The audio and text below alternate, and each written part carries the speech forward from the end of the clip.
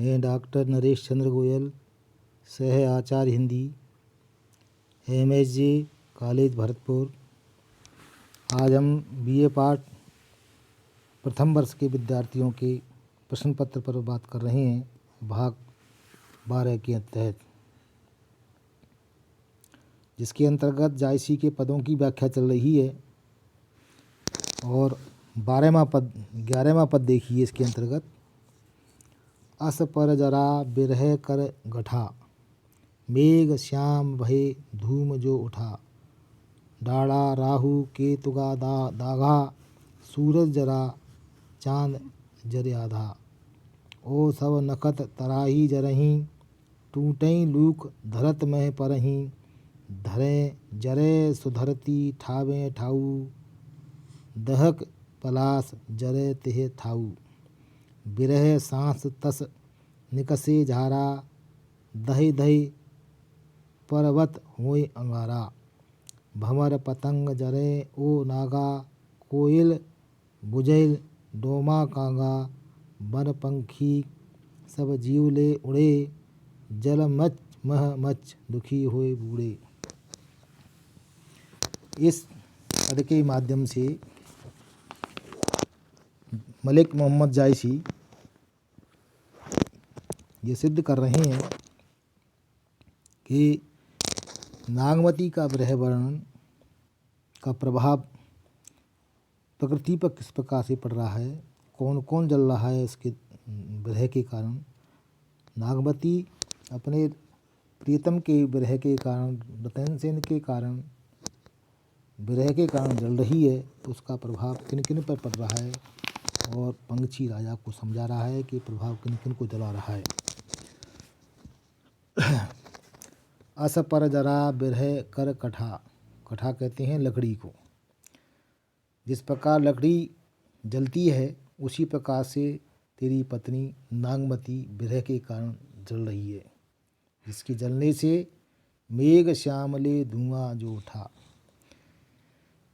उसकी विरह की जो अग्नि है, उसके विरह की अग्नि से जो धुआं उठ रहा है, उससे मेघ माने बादल, श्याम माने काले, काले हो गए हैं। इसकी धुआं से काले हो गए हैं। और काले धुएं से दागे राहु केतुगा दागा, राहु केतु जल गए हैं। दागा माने जल गए हैं। राहु जल गया है, केतु जल गया है। सूरज जरा, सूरज भी जल गया है, जल रहा है उसके कारण। चांद जर आधा, और चंद्रमा भी आधा जल रहा है, आधा जल गया इसके कारण। ये सूरज जो प्रकाश देता है, ये उसी के विरह के प्रभाव के कारण जलते हुए प्रकाश दे रहा है। और चंद्रमा भी आधा जल गया है। वो सब नखत तराही जरहीं। और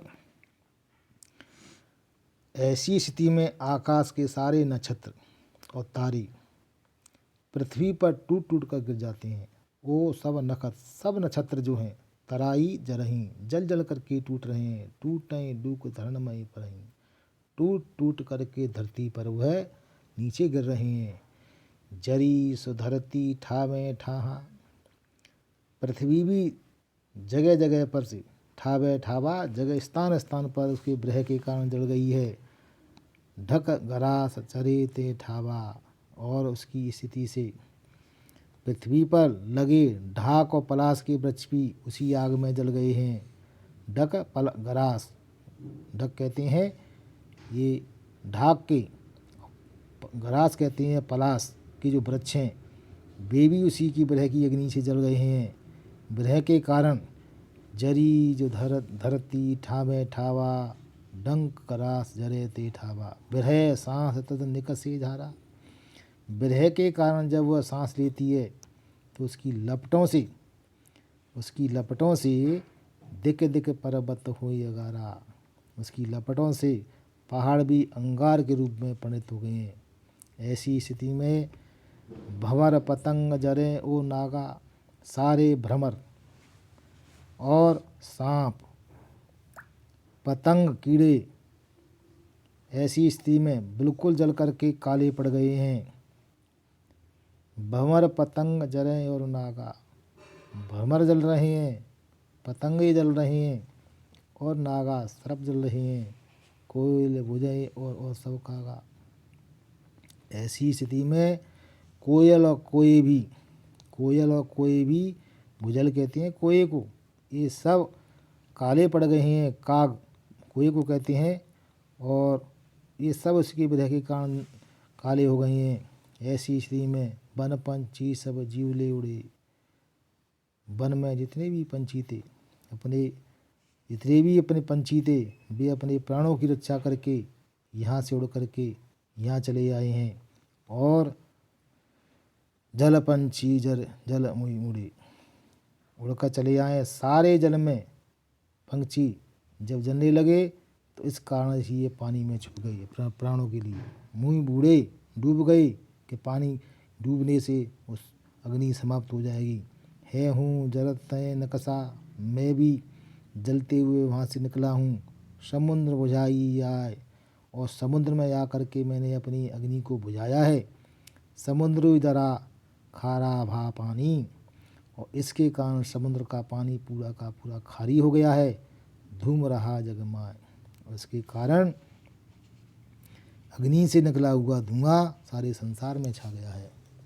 इस प्रकार से नागवती का विरह अत्युक्तिपूर्ण होने के कारण अत्युक्ति अलंकार है, अन्युक्ति अलंकार है। यहाँ पर अत्युक्ति अलंकार तो है ही, साथ में राजा रतन सेन के विरह के कारण नागवती उसकी विरह के कारण जल रही है। लेकिन विरह के कारण जलने से वो तो जल ही रही है, साथ साथ में उसके साथ कौन कौन जल रहा है। पृथ्वी भी जल रही है, आकाश भी जल रहा है, तारे भी जल रहे हैं, राहु केतु भी जल रहा है, सूर्य चंद्रमा भी जल रहे हैं, और पंछी का भ्रमर पतंगे सब जल रहे हैं।